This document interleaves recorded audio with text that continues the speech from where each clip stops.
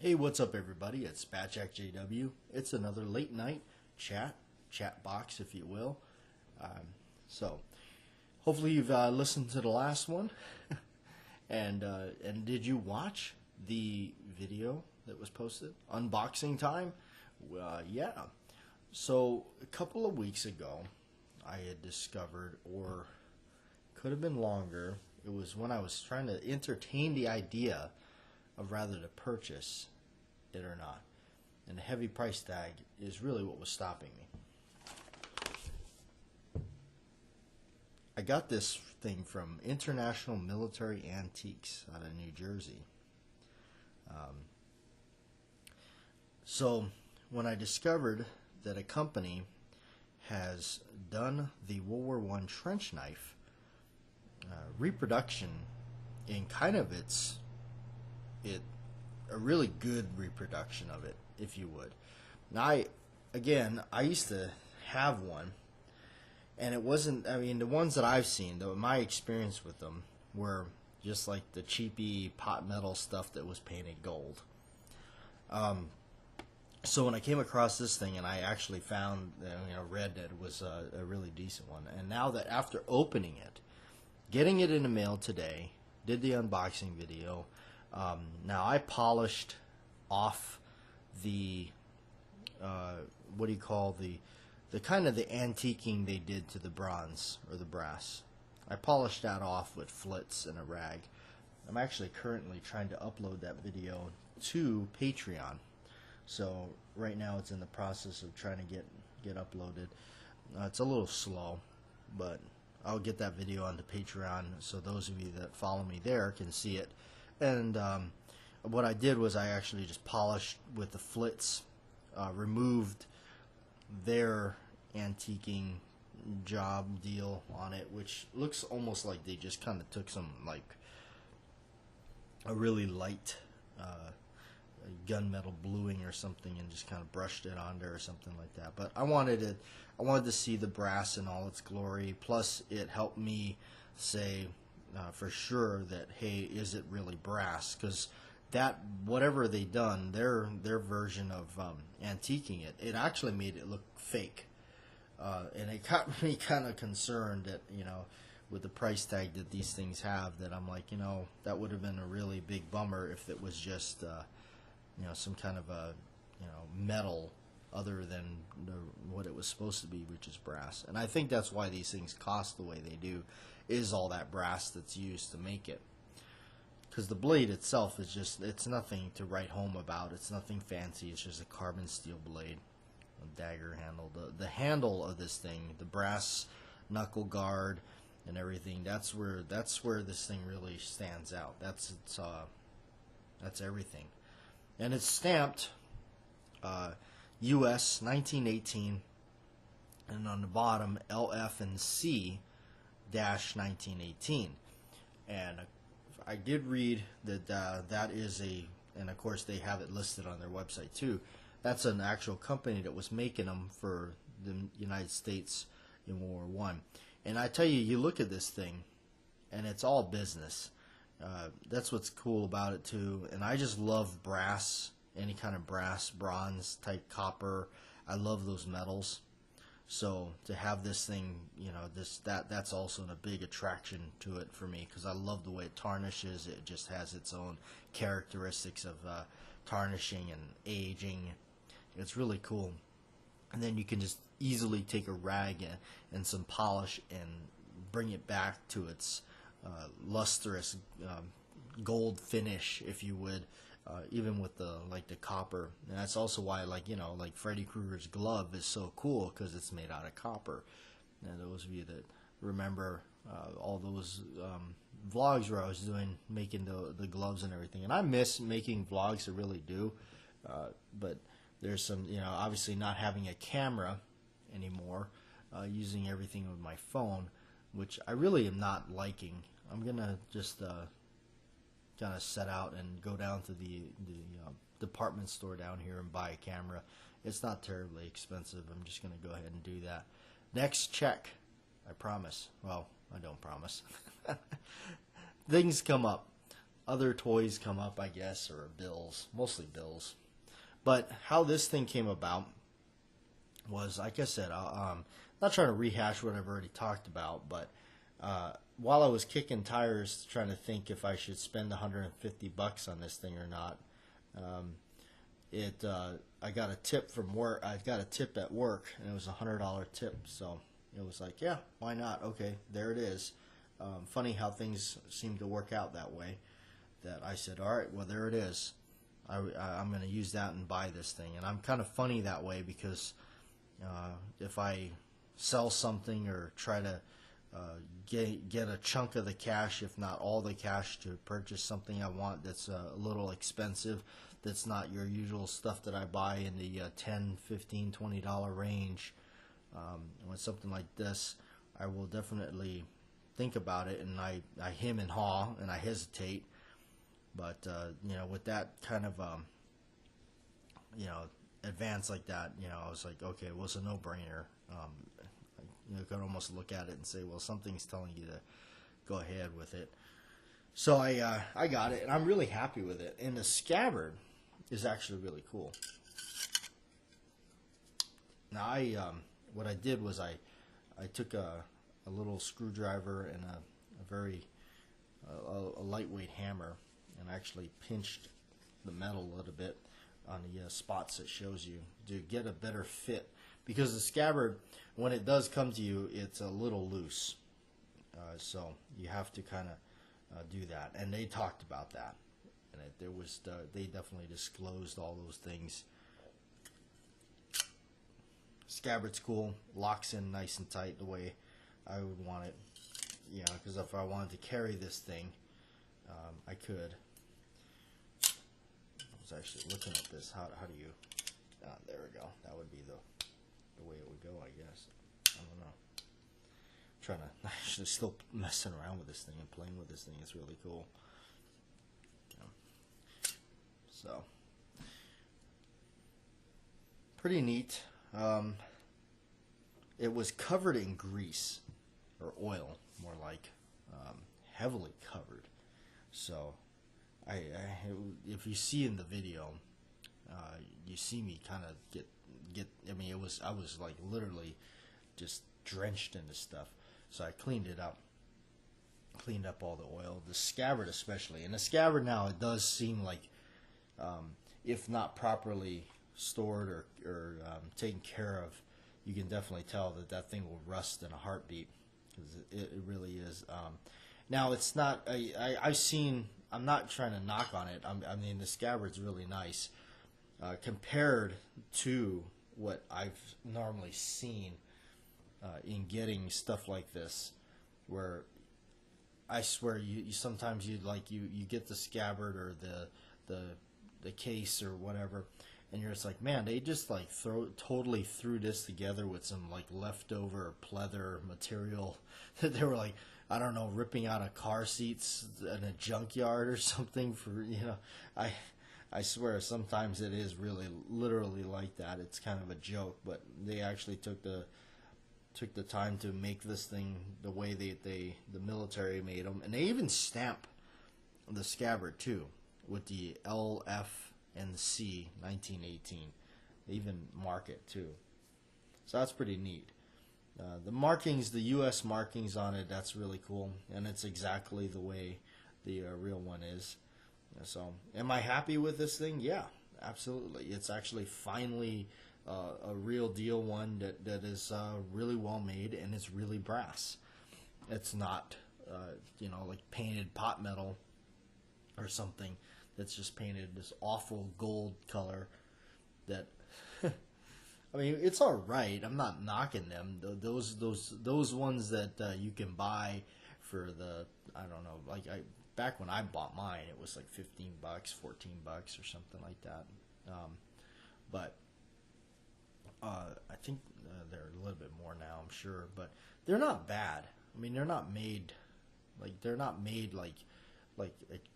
unbelievably well or anything like that. But I mean, you can tell. With a little bit of, because I remember with mine, with a little bit of Loctite and like some glue or something, I think it was just Loctite, because the blade goes into the handle and it's got like a threaded screw on it, and that's what screws in onto the bottom. You could almost unscrew the whole knife, and I think I remember taking it apart once.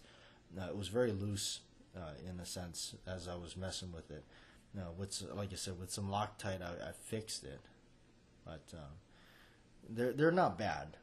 I mean, if it's something that you just want to kind of have, you don't want to spend a lot of money on, they definitely can work. But this one here, but like I said, that one, the one thing that always bothered me was it wasn't brass. It wasn't like, there's something about that. So this was pretty cool. I always wanted one, and so I got one. It's very heavy. It's got some definite weight to it, but it is cool. And I tell you, look at it, and it's just, I swear, this thing is just, can you imagine that? I imagine that in the warfare. I mean, this thing is all business. I mean, this knife, this dagger, this trench knife, it's all business. I mean, there is no way. You can't sit there and say, well, that's for whittling wood or chopping firewood, or was a utility knife issued out to them, or no, this is like a total hand-to-hand combat, implement of war. I mean, you're bludgeoning, pounding, striking, stabbing. I mean, that's it. There's no other purpose to it. It does have a dulled edge. It's not going to be shipped to you with a sharpened edge. Then again, it's not really for chopping or cutting or slicing. But it's a replica. Just that's the thing, is I'm not going to sharpen it or have it sharpened or anything like that. Because it's just, for me, it's a replica. It's that thing that I can toss and put next to my Colt World War I reproduction 1911 and put next to it, and because they're that era. Now, I'm more of a fan of World War II American kind of weaponry, but this thing, that there is something primitive and cool about this knuckle duster knife. It's really cool. It definitely is pretty awesome. So, but I got some other videos that I want to do here on this channel, that especially if I buy that other camera, I want to be able to do some stuff with it and testing and whatnot. It's kind of neat. I was actually talking to O-Rods, and we were talking about, he mentioned the old K-bar, the USMC K-bar with the leather ringed wrapped handle. I bought that. I have one, and I had it for almost 20 years. I bought it when I was I was a teenager. We were traveling on over to back in Hawaii, called the Hilo side, which is more or less the rainy side of the island. But over there, they have an army surplus store. And so I remember we were going in there, and it was just always a cool place to go check out. It still is. I mean, how can you? But I was in there, and I remember seeing it in the case. They had one, and I just thought, wow, that's cool. Now, this place is expensive. I mean, I don't know what it is about this. I think maybe all surplus stores are, in a sense. But this one particularly, I've been in a few surplus stores, but this one in particular, I remember, was always expensive. I just always thought, man, gosh, it's like they're trying to make a house payment on a few purchases in there. Everything was just over the top expensive. So when I saw this knife in there, this the USMC K-bar knife, I really wanted it, but I remember it being like $30 at the time, and I just was like, man, that's a lot of money. I was like working after school, but not really, not a lot. I can't remember what job I had at the time, if I did even have a job at the time, but it was like, so I wound up doing it. I wound up buying it. It was like $30, and Oscar there, he said he's looking at one, but there's like $70, and it's like, wow, have they really gone up that much? Actually, take a look at them. Let's see if good old Amazon has it. sometimes they will have it. Let me see here. Oh, did my keyboard come unplugged? I think my keyboard came unplugged because I was trying to mess around with something here. Yep, and the little keyboard came unplugged, so I couldn't type anything. Now we're back in business. All right. Let's see. It's called a K-bar. K-bar knife. Let's see. I'm sure probably come up with a bunch of stuff. Yep. Wow. It sure is. As it be. It's $70. There they are, right there on Amazon, and they're $70. Their handle looks a lot lighter in color than mine. I mean, of course, mine's pretty old for me. That's pretty cool, though. There's another one that they have that's actually really interesting. What the heck is it called? It's a smaller one, and it's got the leather-wrapped handle, too. It's really neat. I don't remember what they call it. I don't see it here. I'm just kind of searching around. There again. I mean, yeah. Looking to spend more money that we don't really need to, right? But there is another one. It's a smaller dagger. It was different. It's got the leather wrap on the handle. But, you know, sometimes, like, and a lot of this stuff, I'm looking at a lot of these, especially like the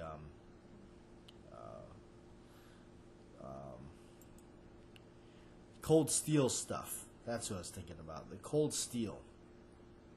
Especially a lot of their stuff. I remember that surplus store. They had a lot of the cold steel things in there.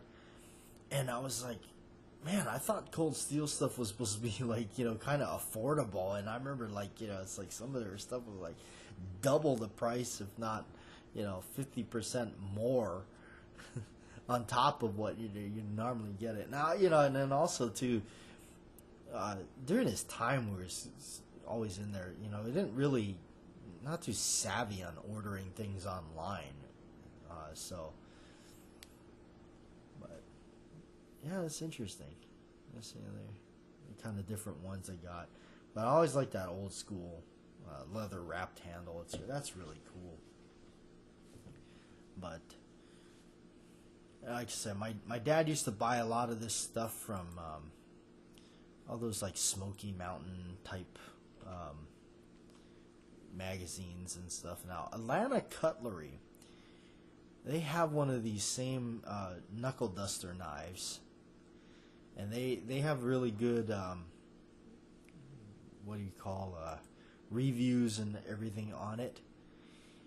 But I don't know if it's the same thing or what, but their photo of theirs is completely black. Almost looks like just somebody spray painted the thing black.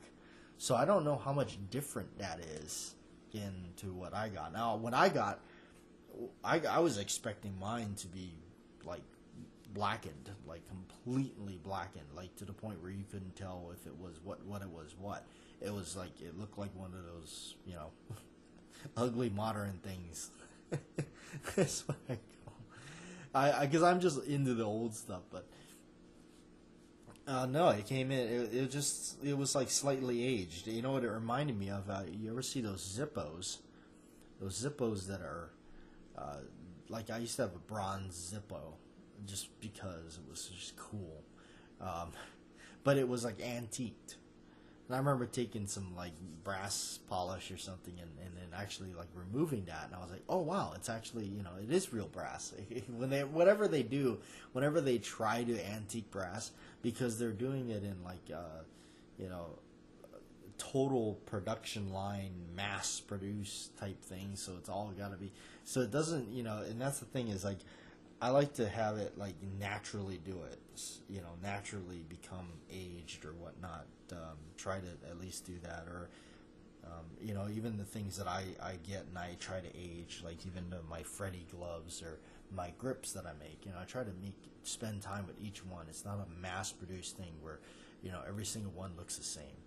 I have two of these knives because my friend that I work with, he wanted one, so he gave me the cash for his, and you know, I was curious because I just grabbed the first one out of the box, and that was the one that I took and polished up, and I was like, hey, I wonder if his looks the same with that same, like, you know, whatever this finish is, and sure enough, yeah, it's like identical. So it's just like that production line type thing. Yeah, you can just tell that whatever they did, it's just a simple, you know, whatever. I can't think of the words to describe what it, but it's kind of neat. I'm here on Atlanta Cutlery website looking at daggers and stilettos, and yeah, there's like this other 1917 trench knife. I see it, the other one that I was talking about. And it's just a wooden handle with a guard that's, you know, just a metal like a metal strap, and it's got some spikes on it, and then the blade itself is just like a triangular, you know, like an old school like Civil War bayonet. And then there's a British World War I Robbins of Dudley fighting knife, and it's kind of like it. It's silver handled with the little two rings there, I guess, to put your fingers through and everything. But like I said, again, I mean, what really attracted me to this thing was the brass. It's got that brass guard on it. That's just really super cool. I'm just kind of searching around here to see what else there is. Kind of interesting. And there again, not. That's it. Not much. I've never ordered anything that I'm aware of from Atlanta Cutlery. My dad probably did because he was into ordering a lot of this stuff like from these sites. So, eras and cultures. Wow, they have a bunch of different types of frontier stuff. British Emperor knives and current military. No, I don't want current. Let's go back. Let's go back to the times. Dummy weapons. Huh, that's interesting. Yeah, these are some bayonets and stuff. You know, and that's the thing. You look at some of these bayonets, and you can tell it's like, well, you know, that could be used as, you know, a utility knife or something like that. But when you see this knuckle knife, it's just like, yeah, that's all. That's pretty clear what that's for. I've always liked the look of some of these bayonets, especially the one with the guard that has like a hook on it. It takes me back to this movie called Maniac in the 80s that was actually, I believe it was directed by Tom Savini. I could be totally wrong on that, but I thought it was directed by him.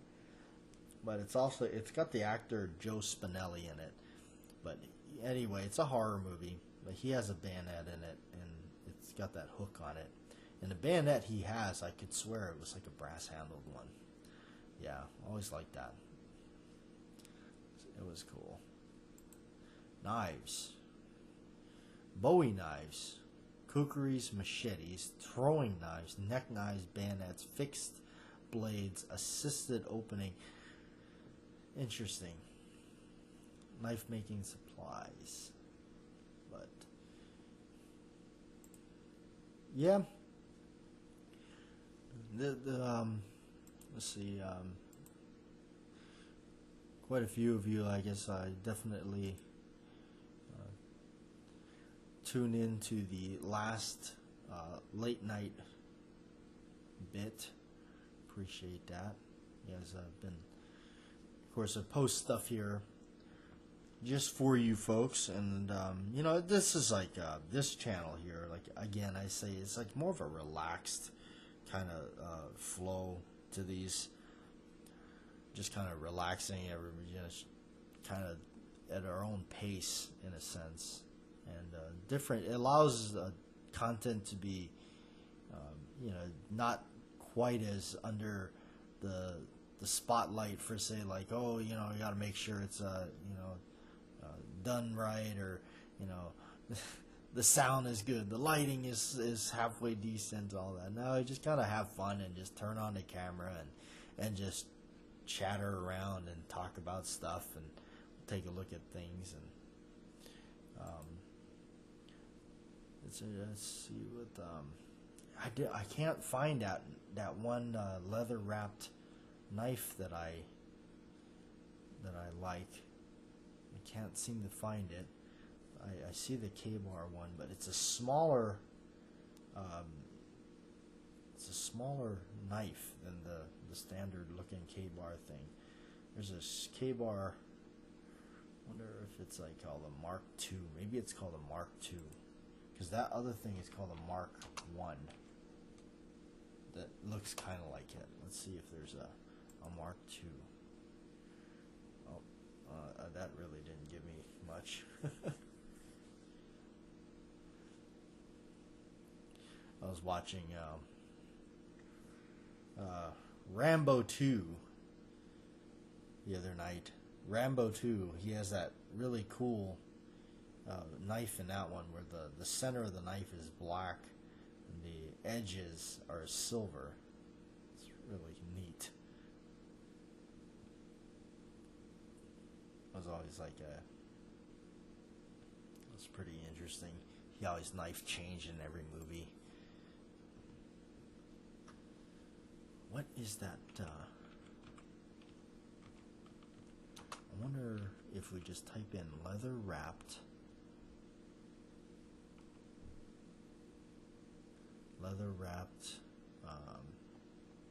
knife. Let's see what that comes up with. See if it comes up with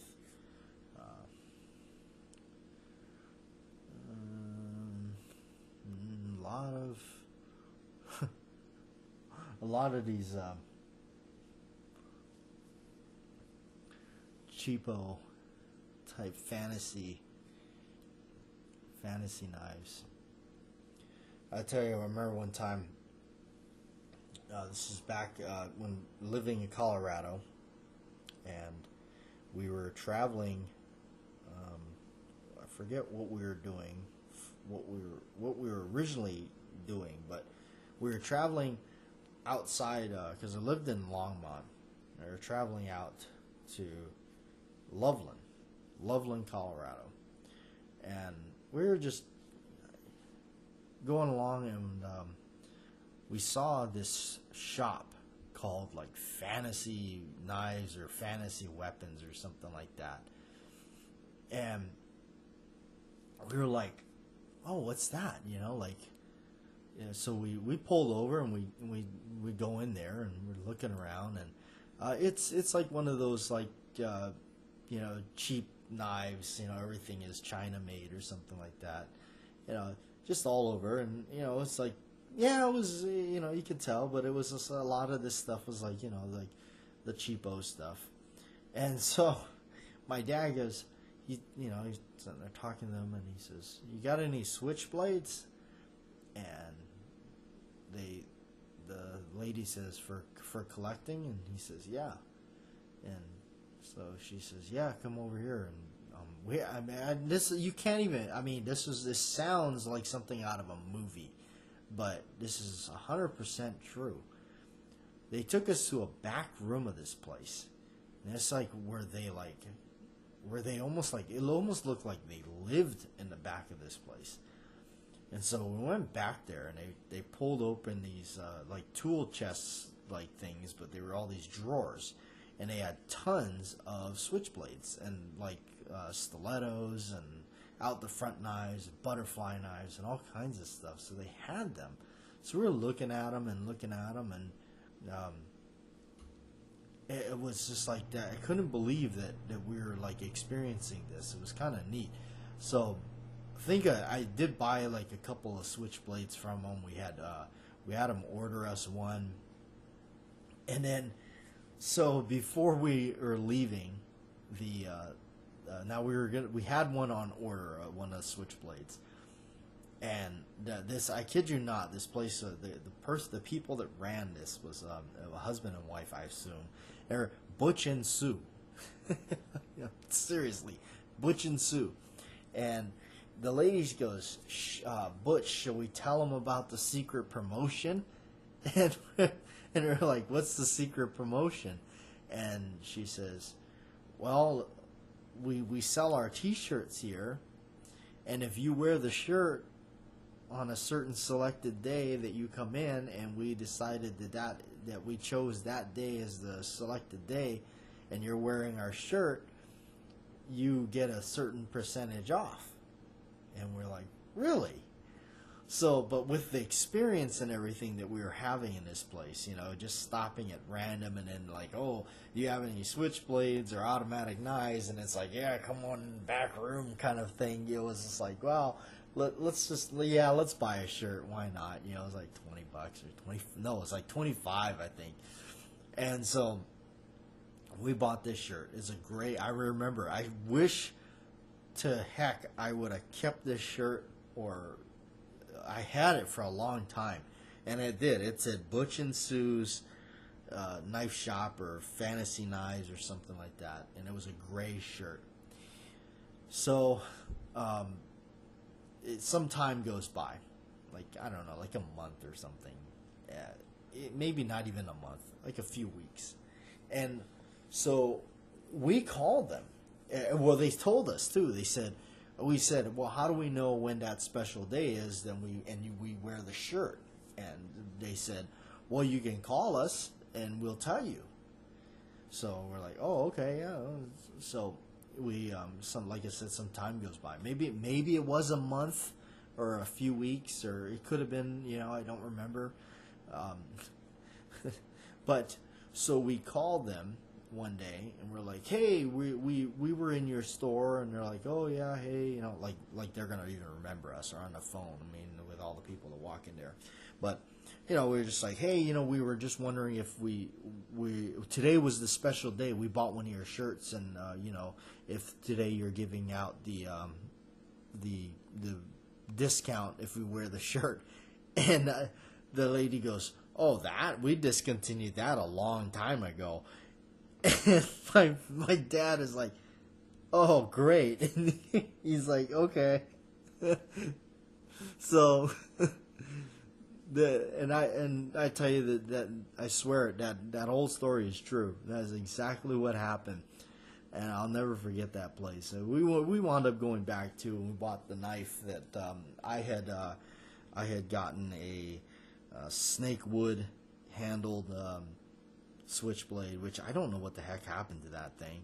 And then my dad bought a stag handled, a swing guard, 11-inch.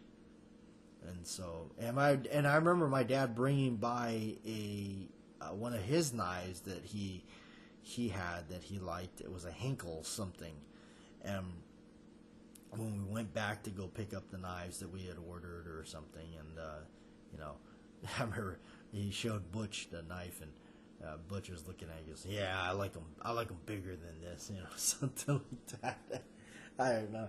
It was fun. I mean, we had visited some pretty interesting shops around there, and that's the thing, is coming from Hawaii and going and living in other places, or visiting other places, like living in Colorado, living in out here in Arizona. It's just like, it amazes. It used to amaze me a lot more than it does now. But all these weird shops you come across like that's just filled with this stuff. For me, I guess the gun shop thing is just not really. It's so an abundance out here that it doesn't really do much for me. But it's. I find myself now. I really do. I honestly find myself now shopping online more than I do trying to go out and find a shop that will have the same stuff for just more money. And I know, and it's like, and I know that's sounding like that's how everything is now. That's how everybody is now. But in a sense, it's so true in a sense where not only are you saving money in multiple ways, not just on the product, you're saving money and trying to go out and find this place, drive there, depending on how far away it is, and then you're paying, the slightly overpriced thing. And now for me, I always go to this mom and pop shop if I need powder, primers, any kind of loading stuff, or if I want a gun, I will go to them and they'll get it for me. And it's because it's my way of supporting the mom and pop shop. I will. And now I'm all for that. So if say, I can go there and get ballistol, so if they're just like $1 or $2 more than ordering online, that's fine. I'll go in there and support them because it's only $1 or $2.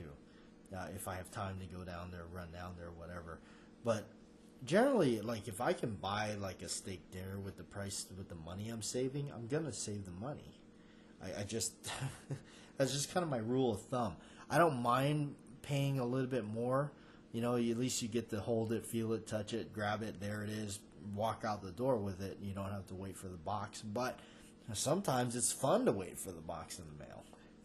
It's like Christmas at your convenience. Only the best part about it is you don't have to guess what's in the box. You know what's in the box. You're not going to get an ugly green sweater from, Auntie, Bernadette.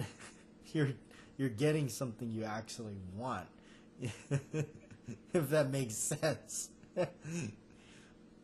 But, yeah, I remember we were, back in Hawaii, living on that, my dad caretaking on that coffee land.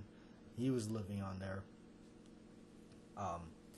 Just ordering stuff. I remember we had ordered some cold steel stuff. He had ordered a lot of the cold steel knives, and then I remember we both ordered the cold steel Tylite. And then when I got mine in, I started like going around and because there was a bunch of stuff around that farm to hack up and cut up, and I mean it was like we were just trying to reenact because we bought I think if I recall right, he bought so many cold steel knives that they sent him one of the free DVDs. The company, whoever he was buying it from, I don't think it was from Cold Steel directly. It could have been, but they sent him with some DVDs of like what they were doing, like their testings, and that's the most hilarious part of Cold Steel. It's just awesome. It's both entertainment and pretty cool. Where it's like, yeah, that's some pretty hard proof right there. But I mean, the stuff they're doing, stabbing the stuff through like wood and cutting meat and all that. And so I was like, I got the Tylite, man. I was like cutting up apples and lemons off the tree and stuff, and trying to just recreate almost what we were watching in the DVDs. Obviously not like going and trying to stab it through a car hood, but it's just kind of fun. I remember just doing that stuff. It was really neat. And we were laughing one night because one of the DVDs was about their pepper spray. It was called the Inferno, which I believe they discontinued. But we were cracking up because we didn't realize that it was an inert can that they were using. But they were showing the quick previews of like, hey, before we get started to show you this is this, and it showed like the scenario that they created outside, and it just showed somebody hosing down about 5 people with like a mega can, like a full-on bear spray can of this stuff, and just hosing 4 or 5 people down, and we were just like laughing, going, "What the heck, man?" I mean, But later we discovered it was a inert can, but they actually did do testings of the real thing, the real pepper spray, and they even sprayed the president or whatever, Lindsey Thompson or something, or whatever his name is. And it was just like the whole thing was just the same thing. They did like 4 or 5 people in a row, and it was like the same reaction. It was like, yeah, it was like pain, hard to breathe, guy in extreme pain, trying to like bathe himself in these little kiddie pools they had set up outside, and they were like trying to, do everything they could to just, and it was like the same thing over and over again. And it was like, I remember my dad was like, this is just stupid. Look at what, I mean, but we had some good times. I mean, this was some really good times. This was, back in 2008 or so. It was good times. It was fun, and now it's just looking back at so much of the things that we've done, and this how so much time has passed and how we've grown up so much, but yet inside we really haven't. It's still fun. It's still hilarious. I still went up, was hanging out with Dirty Dan out in way out in Cochise County, and it was snowing out there. And I built this snowman, a miniature snowman, and was shooting it with the airsoft gun, and just it was just times like that. I think no matter what, you may get older, but I think still inside you're still the same person. I don't feel much different for me than I did as a teenager doing really stupid things with my friends, from high school. I don't feel mentally like, any much terribly much different, but I can tell you, like, probably couldn't pull off a lot of those dumb things now without my back or my knee hurting for the next week or so. But it's amazing how time flies by, and yet you look in the mirror sometimes, you're like, who is that person? But no, it's all in good fun, and so thanks for hanging out, guys.